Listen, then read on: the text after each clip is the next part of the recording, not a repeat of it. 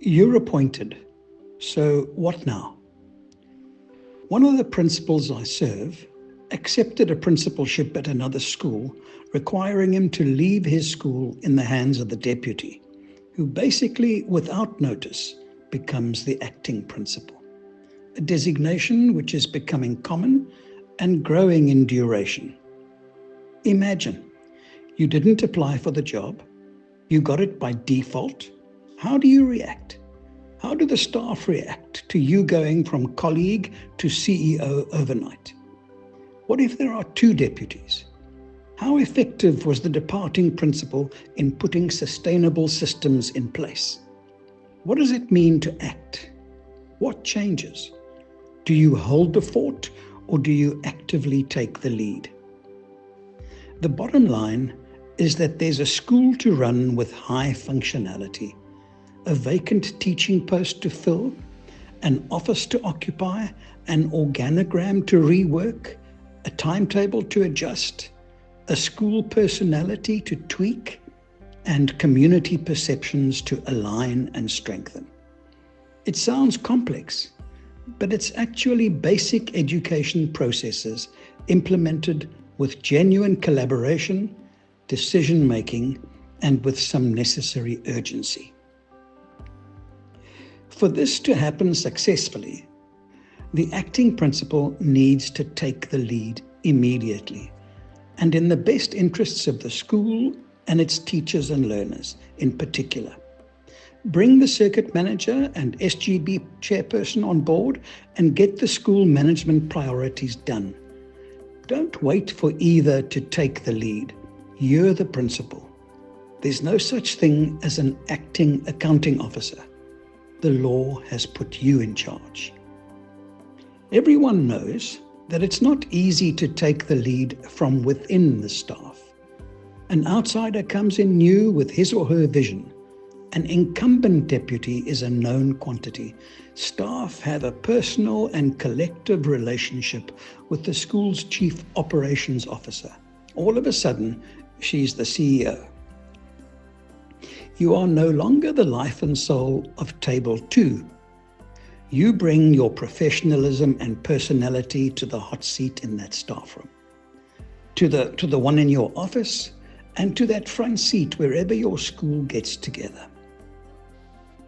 You don't need big plans for the future on that first day. You just need a clear list of the non-negotiables which makes for a highly functioning school. Punctuality, active classroom engagement, joint responsibility for quality discipline, school systems that work, and strong leadership and loyalty at every level. You were the main collaborator in the school management team. Now, as team leader, you invite, encourage, and drive that collaboration, and you give it direction and destination. Being the new leader means that colleagues and the school community will talk about you. They will see you differently because things are different. There's a new principal. To me, the most important issue is that you have to own the job. Don't wait for the CTLI to invite you to their next induction course. Contact them. Put your name on the list. Ask for the course content. Choose one of your past education leaders or approach one recommended to you and open yourself to being mentored. I always remind myself of Sir Tim Brighouse's 4 timeless qualities of a good principal. Firstly, unwarranted optimism. Principals deal in hope. And the morning briefing, the purposeful walkabout, the routine interactions with learners, teachers, and parents should be infused with an energy and enthusiasm which, though unwarranted, sets the tone for the day. Secondly, an ability to meet and minimize crisis. Every day brings its crises, whether absent teachers, looming deadlines, debilitating conflict, family hardships, or safety and disciplinary issues. So much proactive planning must be in place to meet or prevent crisis. The secret lies in the leadership and involvement of the whole team, the processes in place, and the organogram in action. Thirdly, a personal acknowledgement. Running a big school requires an outlook which sees crisis as norm and complexity as fun. There's nothing simple about leading a school in an underserved community. It's hugely complex and requires a leader who revels in that complexity.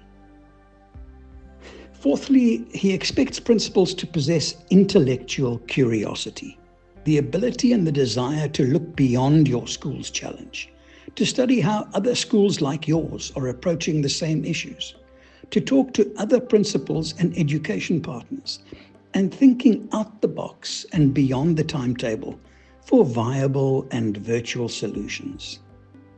Finally, Brighouse urges that principals need to have a complete absence of self-pity and paranoia. So don't feel sorry for yourself because you're suddenly an acting principal. Have the courage to rise to the occasion and be the leader your school deserves at a time of transition. And be at your best every day.